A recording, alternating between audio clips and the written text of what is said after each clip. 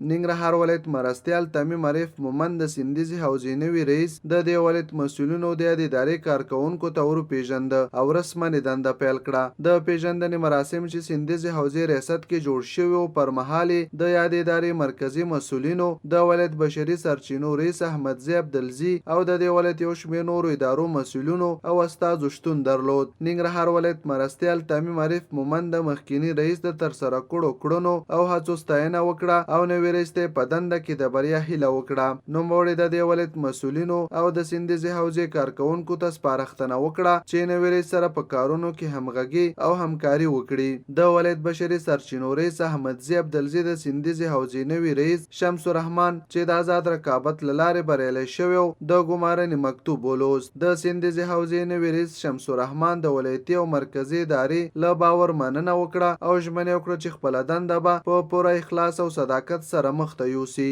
د سیندیزي حوزې نوي رئیس انجینر شمس الرحمن د سیویل انجینرۍ په برخه کې لوړ زده کړې کړي او له یوې لسیزې څخه زیات په دولتي او غیر دولتي بستونو کې دندې ترسره کړي دي.